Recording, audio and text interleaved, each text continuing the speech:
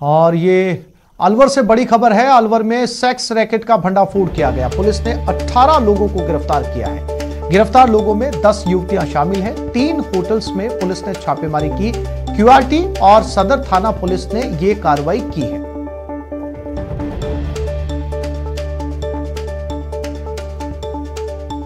तो अलवर में sex racket का पर्दाफाश हुआ है। एक नहीं बल्कि 18 लोगों को इसमें गिरफ्तार किया गया है। पुलिस फिलहाल पूछताछ कर रही है।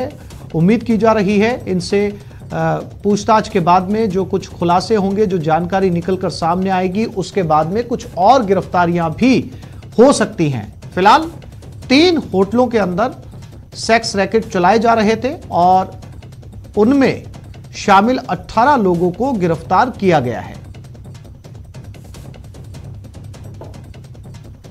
सदर पुलिस थाना क्षेत्र में सिलीसेट झील आती है। वहाँ से हमें काफ़ी समय से देह व्यापार और गैर कानूनी जो गतिविधि वहाँ चल रही थी उसकी सूचनाएं और शिकायतें आ रही थी। तो आज अलवर पुलिस की क्यूआरटी टीम और सदर थाना पुलिस की टीम ने एक संयुक्त ऑपरेशन के तहत 3 होटलों में रेड करी और जहाँ पर हमको 8 युवक और 10 युवतियाँ हमें इस तरीके की गतिविधियों में संलिप्त मिले हैं।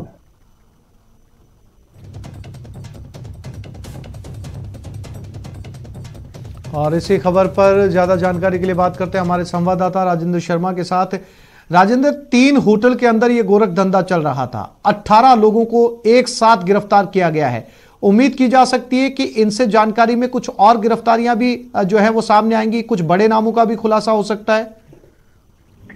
जी, जिस तरीके की जो कार्रवाई की गई है वो कहीं न कहीं पूरी तरीके से जो वहाँ दर्जनों होटलें हैं सरिस्का के वन क्षेत्र के कहें तो पर्यटन स्थल सिलीसेट के आसपास ये होटलें बनी हुई हैं और वहाँ पर लंबे समय से देह व्यापार के शिकायतें पुलिस को मिलती रही हैं। कई बार पुलिस ने पूर्व में भी दबिश दी है, लेकिन सवाल उठता था कि पुलिस की कार्रवाई लीक हो जाती थी, उससे पहले ही वो होटल संचालक उनको लड़के लड़कियों को भगा देते थे। लेकिन अभी पिछले दिनों ही आईपीएस प्रशिक्षु ज्येष्ठ मैत्रीय को सदर में थानाधिकारी लगाया, उनके द्वारा ये कार्रवाई को अंजाम दिया गया है। तो कहीं न कहीं एक बड़ी बात ये सामने आ रही है कि पुलिस की मिलीभगत हमेशा सामने जो नहीं आती थी, वो मिलीभगत में ही पुलिस के संरक्षण में ये कहा जा सकता है कि ये सेक्स का कारोबार होटल माफिया के जो लोग हैं वो कर रहे थे। पुलिस ने अब 3 होटल संचालकों के वहां दबिश देकर के 10 युवतियों और 8 लोगों को गिरफ्तार किया है। 2 होटल व्यवसाय से जुड़े हुए लोगों को पकड़ा है। तो कहीं न कहीं पुलिस का भी कहना है, आईपीएस ज्येष्ठ मैत्री का कहना है कि जिस तरीके का ये कारोबार चल रहा है उनके खिलाफ तक कार्रवाई की जाएगी, होटल संचालकों के खिलाफ मुकदमा दर्ज किया जाएगा और लगातार ये कार्रवाई जारी रहेगी। अब उनके द्वारा ये दावा किया गया है क्योंकि अगले 3 महीने तक आईपीएस प्रशिक्षु का एक थाने में कार्य रहता है, उसके बाद उनके जो पूर्व में थानाधिकारी जो होते हैं या कोई दूसरे थानाधिकारी को लगा दिया जाता है। उसके बाद क्या वही रूटीन चलता है या पुलिस कार्रवाई करती है, वो एक बड़ा सवाल रहेगा। जी राजेंद्र, जानकारी के लिए आपका धन्यवाद।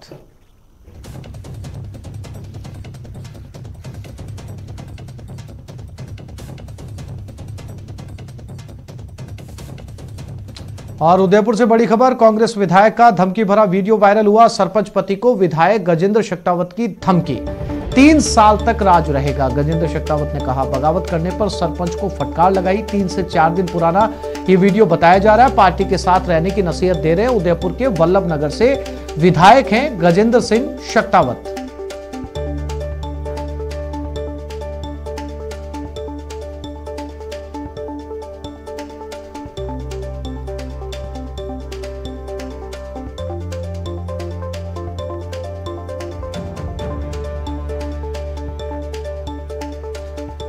उदयपुर से खबर है, सरपंच पति थे जिनको ये धमकी भरा फैसला सुनाया गया।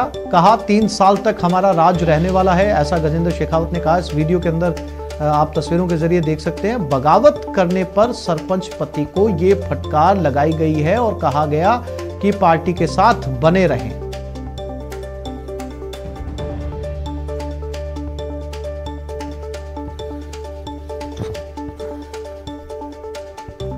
और ये खबर हनुमानगढ़ से है। सब्जी मंडी के अंदर जोरदार हंगामा हुआ, व्यापारियों के साथ मारपीट की गई। 12 से ज्यादा लोगों ने मारपीट की। 2 व्यापारियों को चोटें भी आई है। सोने की चैन और 70,000 रुपए भी इस भागम भाग में चले गए। पुरानी रंजिश को लेकर ये हंगामा हुआ था। अच्छी तरह घेर लिया, 4-5 जने डंडों से लैस थे और डंडे जिसने दिए हैं मेरे ख्याल से यहाँ कोई अपने स्थानीय मंडी का ही कोई वर्कर है, गुरदीप नाम है, गुरदीप मुनीम है, किसी के यहाँ वो काम करता है। डंडे उसने उपलब्ध कराए हैं।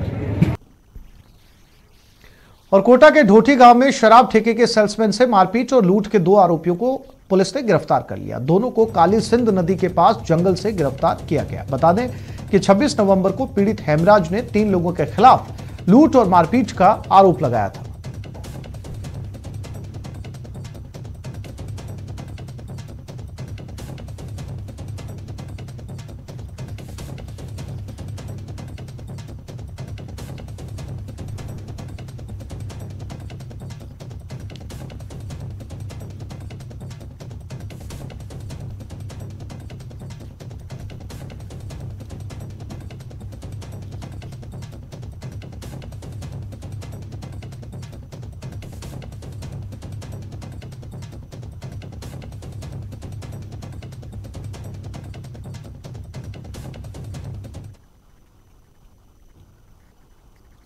और अब बात हादसों के रविवार की, जहां प्रदेश में अलग अलग हादसों में 8 लोगों की मौत हो गई।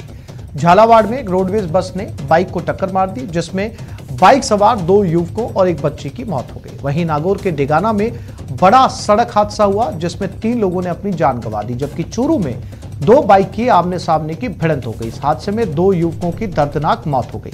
बात अलवर की करें तो दिल्ली जयपुर हाईवे पर नीमराना मोड़ के पास 2 ट्रकों की टक्कर हो गई, जिसकी वजह से लंबा जाम लग गया।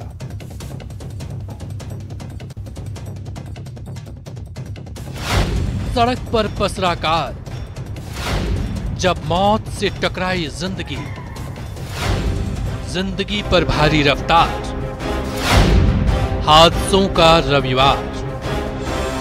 मरुधरा में रविवार का दिन हादसों का नाम रहा। यहां कहीं 2 वाहनों में जबरदस्त भिड़ंत हुई तो कहीं बस ने बाइक को टक्कर मार दी। अलग अलग जिलों में हुए हादसों में कई लोगों ने अपनी जान गंवा दी। अलग अलग जिलों की ये तस्वीरें देखिए। भरतपुर में जहां सड़क हादसे में 3 लोगों ने अपनी जान गंवा दी, तो चूरू में 2 बाइक की टक्कर में 2 युवक अपनी जान से हाथ धो बैठे। तीसरी तस्वीर है झालावाड़ की, जहां बस ने बाइक को टक्कर मार दी, जिससे 2 युवक और एक बच्ची ने दम तोड़ दिया। सीकर में जहां 2 बाइकों की टक्कर में एक युवक की मौत हो गई, वहीं अलवर में 2 ट्रकों में भिड़ंत हो गई।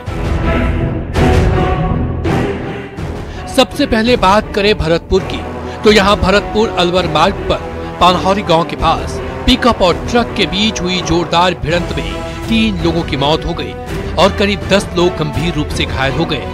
लोगों ने मौके पर पहुंचकर पिकअप में फंसे सभी घायलों को बड़ी मुश्किल से बाहर निकाला और अस्पताल भेजा। और यहाँ से हम नायलॉन जा रहे थे शादी करने अपनी लड़की की, इसी लड़की की जा रहे थे शादी करने के लिए, तो रास्ते में एक्सीडेंट हो गया। अब ये हमको पता ना है कि पिकअप वाले की गलती है या ट्रक वाले की गलती है।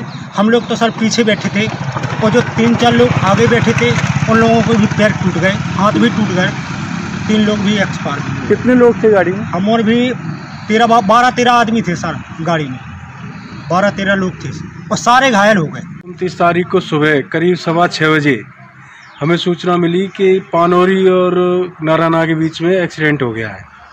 तो तुरंत एक्सीडेंट पर में जाब्ता सहित हम रवाना हुए थाने से गाड़ी लेके, और एक पिकअप जिसमें सवारी भरी हुई थी, पिकअप एक ट्रेलर जो गिट्टियों से गिट्टी भरी थी उसमें घुस गई।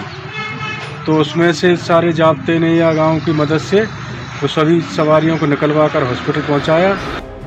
इधर चूरू के बीदासर में 2 बाइक में जोरदार भिड़ंत हो गई, जिससे 2 युवकों की दर्दनाक मौत हो गई। एक घायल का अस्पताल में इलाज जारी है।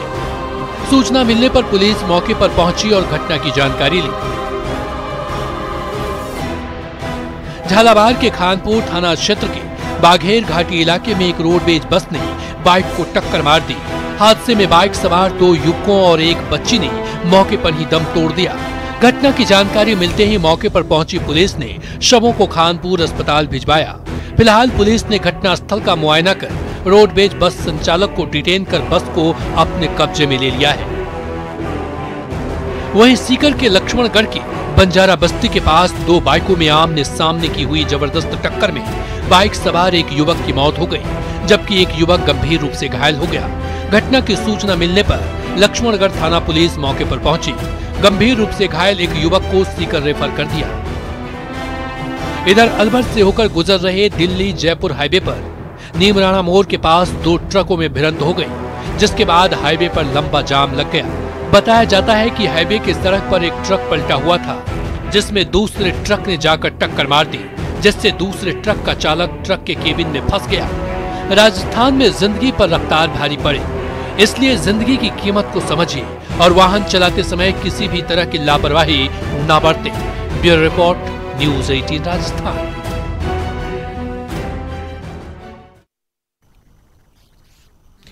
भरतपुर नदबई मुख्य रेलवे फाटक को ट्रक ने टक्कर मार दी, जिसके चलते रेलवे फाटक पूरी तरह से क्षतिग्रस्त हो गया। हादसे के बाद रेलवे फाटक पर वाहनों की लंबी कतारें लग गई। इस दौरान लोगों को खासी परेशानियों का सामना करना पड़ा। वहीं आगरा फोर्ट इंटरसिटी और मरुधर ट्रेन कई घंटों तक नदबई रेलवे स्टेशन पर खड़ी रही।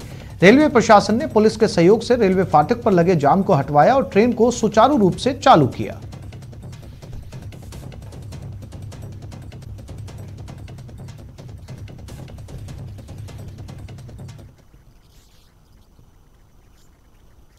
सीकर जिला मुख्यालय के पिपराली रोड पर मॉर्निंग वॉक के लिए निकले बुजुर्ग को बोलेरो ने टक्कर मार दी। उस मामले का दूसरा सीसीटीवी फुटेज भी सामने आया। इस दूसरे सीसीटीवी फुटेज में साफ देखा जा सकता है कि बोलेरो गाड़ी के चालक ने अपने साइड में चल रहे बुजुर्ग को पहले टक्कर मारी। उसके बाद आगे जाकर उसने अपनी गाड़ी रोकी और चालक नीचे उतरा। पीछे बुजुर्ग को गिरा देखकर चालक वहां से फरार हो गया।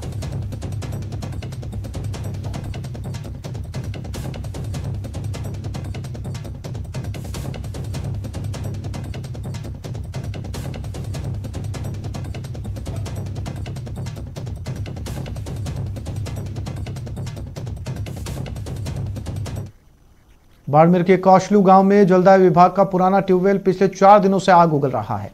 ट्यूबवेल से उठ रही आग की लपटों से आसपास के इलाकों में दहशत है। स्थानीय लोग प्रशासन और तेल कंपनियों पर लापरवाही का आरोप लगा रहे हैं। बाड़मेर जिला कलेक्टर विश्राम मीणा ने पीएचईडी और प्रशासनिक अधिकारियों को ट्यूबवेल बंद करने के साथ एहतियात के कदम उठाने के निर्देश दिए, लेकिन अधिकारियों ने अभी तक कोई ठोस कार्रवाई नहीं की। मौके पर जो विशेषज्ञों की जो टीम है वो भेजने के लिए आग्रह किया है और मैं उम्मीद करता हूं कि विशेषज्ञों की टीम के आधार पर इसमें जो भी उसको नियंत्रण करने की जो कार्रवाई है वो निश्चित रूप से अमल में लाई जाएगी। इस पर बहुत जल्दी कोशिश की जाएगी कि ये जो ज्वाला जो प्रज्वलित हो रही है, एक तरीके से गैस जो निकल रही है, गैस से जो फ्लेमिंग्स निकल रही है, उसको यथासमय कंट्रोल करने का पूर्ण प्रयास किया जाएगा।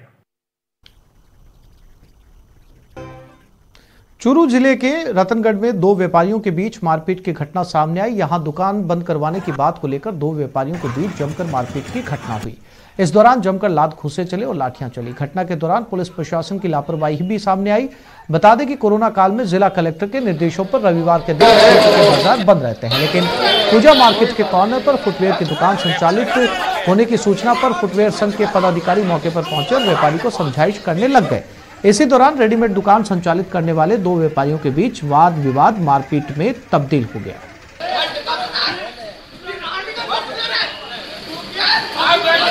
अभी कलेक्टर के आदेश हुए हैं कि हर रविवार को बाजार बंद रहेगा कोरोना के कारण। हम लोग व्यापारी संघर्ष कर रहे हैं, बाकी प्रशासन का नकारापन हमें खल रहा है। प्रशासन की कोई जिम्मेदारी नहीं है, न वो कोई जिम्मेदारी उठा रहे हैं। ऑफिस में बैठ के मीटिंग करते हैं और हमें आदेश देते हैं आप ये करो वो करो। तो क्या सिर्फ व्यापार संघ के पदाधिकारियों की जिम्मेदारी बनती है? ये प्रशासन का नकारापन, हम परेशान हो रहे हैं। प्रशासन का क्यों नहीं करता?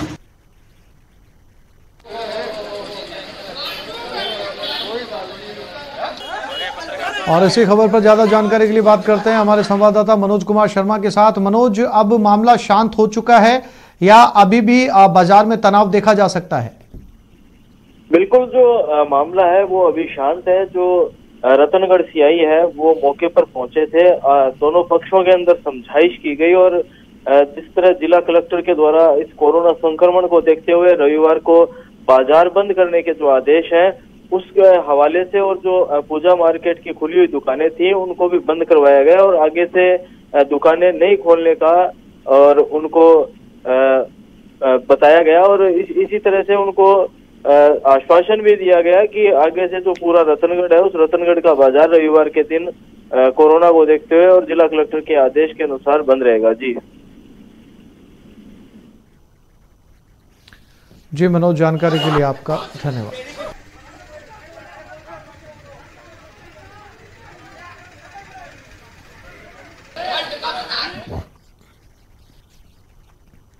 जाटों को केंद्र में ओबीसी वर्ग में आरक्षण सहित 3 मांगों को लेकर भरतपुर में एक सभा का आयोजन किया गया। सभा को संबोधित करते हुए भरतपुर धौलपुर जाट आरक्षण संघर्ष समिति के संयोजक नेम सिंह फौजदार ने आंदोलन के लिए एकजुट होने की अपील की।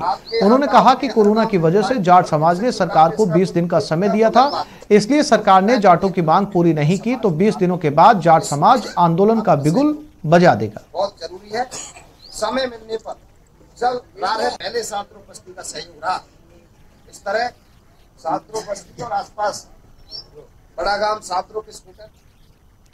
अब पीएम मोदी के मन की बात किसान आंदोलन के बीच पीएम मोदी ने कृषि कानून को लेकर बात की। इस दौरान उन्होंने 12 जिले के मोहम्मद असलम का भी जिक्र किया। चलिए सबसे पहले आपको पीएम की 10 बड़ी बातें बताते हैं। कृषि कानून से किसानों को कई अधिकार मिले। कृषि सुधारों से किसानों की परेशानी दूर हो रही है।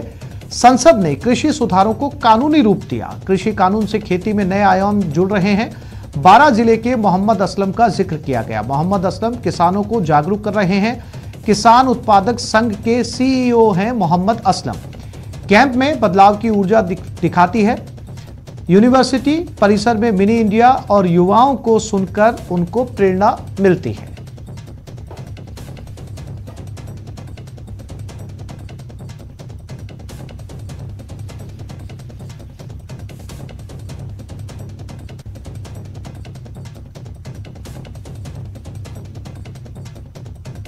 पीएम मोदी ने मन की बात कार्यक्रम में 12 के किसान मोहम्मद असलम का जिक्र करते हुए उनकी तारीफ की। पीएम ने कहा कि मोहम्मद असलम किसानों को जागरूक कर रहे हैं।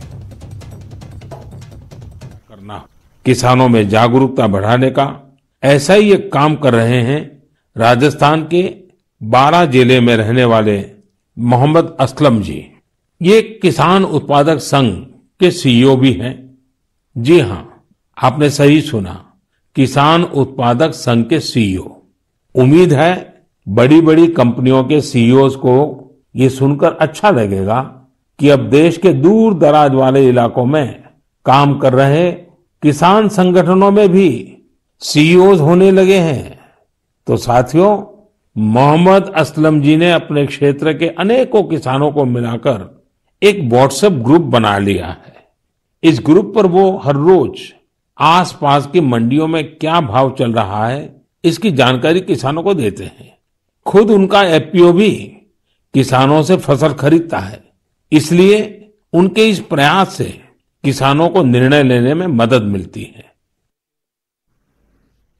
प्रधानमंत्री नरेंद्र मोदी ने आज मन की बात में अंता के किसान एग्रो प्रोड्यूसर कंपनी का जिक्र किया। आखिर ये संस्था क्या करती है जो प्रधानमंत्री ने इनके नाम का जिक्र किया? देखते हैं इस रिपोर्ट में। अंता की एग्रो प्रोड्यूसर कंपनी का बड़ा मान। मन की बात में पीएम मोदी ने किया सम्मान। माननीय प्रधानमंत्री मोदी जी अपनी मन की बात में इस संस्था का जिक्र कर रहे हैं। इसके लिए हमें बड़े गर्व की बात है कि अपने अंता का नाम। मरुधरा में बजा 12 का डंका। असलम ने मिटाई किसानों की शंका। कल तक किसानों के भरोसेमंद साथी रहने वाला अंता का किसान एग्रो प्रोड्यूसर कंपनी आज न सिर्फ 12 बल्कि मरुधरा का मान बढ़ा रहा है। मन की बात में पीएम मोदी ने किसानों में जागरूकता बढ़ाने के लिए कंपनी और उसके सीईओ की जमकर सराहना की। किसानों में जागरूकता बढ़ाने का ऐसा ही एक काम कर रहे हैं राजस्थान के 12 जिले में रहने वाले मोहम्मद असलम जी। ये किसान उत्पादक संघ के सीईओ भी हैं। जी हां, आपने सही सुना, किसान उत्पादक संघ के सीईओ। उम्मीद है बड़ी बड़ी कंपनियों के सीईओज को ये सुनकर अच्छा लगेगा कि अब देश के दूर दराज वाले इलाकों में काम कर रहे किसान संगठनों में भी सीईओज होने लगे हैं। अब उस कंपनी के बारे में जानिए जो किसानों के चेहरे पर मुस्कान ला रही है, उनका भरोसेमंद साथी साबित हो रही है। साल 2016 में असलम और उनके साथियों ने कंपनी की शुरुआत की। 4 साल में करीब 1000 किसान कंपनी से जुड़ गए। इस साल कंपनी का टर्नओवर 50 लाख रुपए पार कर गया। कंपनी किसानों को खाद, बीज, कीटनाशक मुहैया कराती है। किसानों को बिचौलियों से बचाकर बाजार में अच्छी कीमत दिलवाती है। कंपनी से 16-17 गांव के किसानों को फायदा हो रहा है। बराबर इसका ये काम कर रही है। किसानों को उचित मूल्य पर खाद, बीज, दवाइयाँ उपलब्ध करा रही है। बिचौलियों से किसानों को फायदा हो रहा है। किसानों को हम सीधे उनके घर से माल खरीद करके कंपनी में विक्रय करवाते हैं और किसानों को उचित फायदा दिलवाते हैं। समय पे उपलब्ध हो जाता है। बता लंबे लाइनों जो अगले साल वो पिछले सालों से भी मतलब लाइनें लगती हो, जो लाइनें नहीं लगती हो। और हमें इस किसान एग्रो से बहुत फायदा मिल रहा है। सब समय पे खाद बीज मिल रहा है और दवाइयाँ मिल रही है और कई प्रकार की सुविधाएं ये इनको टाइम पे पेमेंट मिल जाता है। असलम ने सदियों से उपेक्षित किसानों को उनका हक दिलाया है। क्या देश और प्रदेश के दूसरे किसान उत्पादक संघ असलम की बताई राह पर चलेंगे? न्यूज़ 18 राजस्थान के लिए 12 से विपिन तिवारी की रिपोर्ट। आज मन की बात कार्यक्रम में पीएम ने किसान कानून का जिक्र किया और कहा कि इस कानून से किसानों को अधिकार के साथ साथ अवसर भी मिले।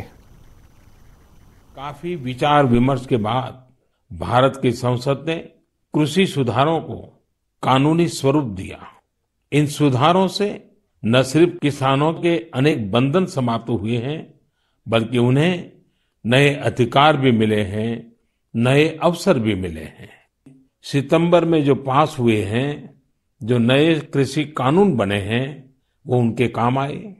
इस कानून में ये तय किया गया है कि फसल खरीदने के 3 दिन में ही किसान को पूरा पेमेंट करना पड़ता है और अगर पेमेंट नहीं होता है तो किसान शिकायत दर्ज कर सकता है। कानून की सही और पूरी जानकारी ही जितेंद्र जी की ताकत बनी। क्षेत्र कोई भी हो, हर तरह के भ्रम और अफवाहों से दूर सही जानकारी हर व्यक्ति के लिए बहुत बड़ा संबल होती है। अलवर के ढिगावड़ा से बांदीकुई तक दिल्ली जयपुर रेल मार्ग का विद्युतीकरण लाइन का आज उद्घाटन रेल मंत्री पीयूष गोयल ने किया। कार्यक्रम को संबोधित करते हुए पीयूष गोयल ने कहा कि 9 महीने बाद पहली बार किसी जन कार्यक्रम में आया हूं। ये कार्यक्रम जरूर छोटा है, लेकिन मोदी सरकार में भारतीय रेल लगातार उन्नति पर बढ़ रही है। सभी के सहयोग से काम को गति मिलती है तो बड़ी बड़ी उपलब्धियां हासिल होती है।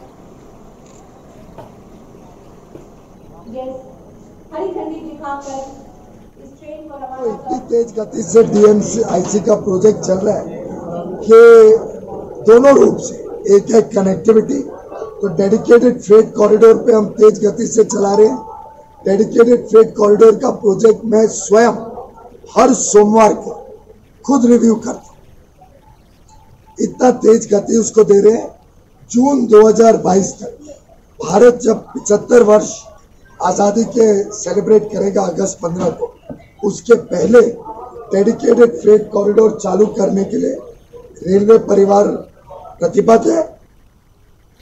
उदयपुर के वल्लभनगर पंचायत समिति चुनाव में नेता प्रतिपक्ष और पूर्व गृह मंत्री गुलाबचंद कटारिया ने जनता को संबोधित किया। इस दौरान कांग्रेस पर जमकर हमला भी बोला। साथ ही जनता सेना छोड़कर भाजपा में आए लोगों का दुपट्टा पहनाकर स्वागत भी किया। जनता सेना पर भी जमकर हमला बोला। सभा के दौरान वल्लभनगर पंचायत समिति के 19 वार्डों के प्रत्याशी, जिला परिषद के प्रत्याशी और कई गांवों के भाजपा कार्यकर्ता मौजूद रहे।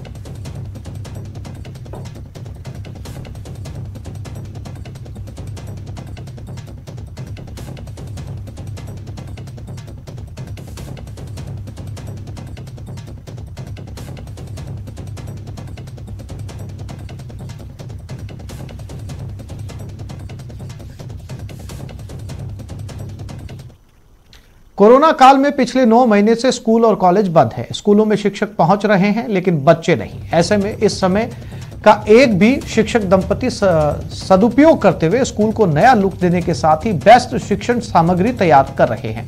डूंगरपुर शहर से 5 किलोमीटर दूर राजकीय प्राथमिक विद्यालय भिलवटा स्थित है, जहां एक शिक्षक दंपति का नवाचार बच्चों की शिक्षा के लिए बेहतरीन है। वैसे तो इस शिक्षक दंपति ने कई नवाचार किए हैं जो बच्चों की पढ़ाई में सहयोगी हैं। शिक्षक दंपति ने स्कूल की दीवारें पाठ्यक्रम सामग्री से रंग दी हैं, जहां अंग्रेजी और हिंदी के अक्षर ज्ञान के साथ ही गणित की गणना को भी आसान बनाते हैं।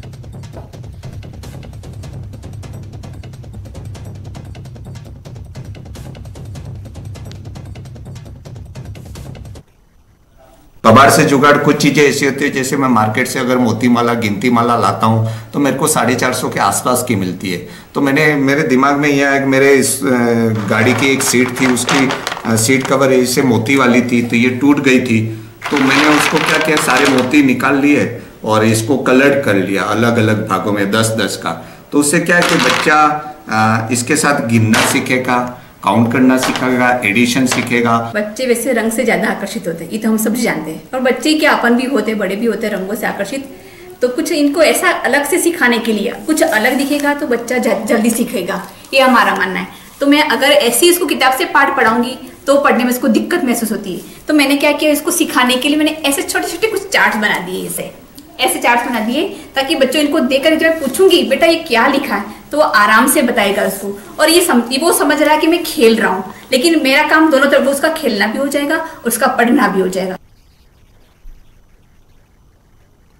और अब देखते हैं टॉप 10 वायरल।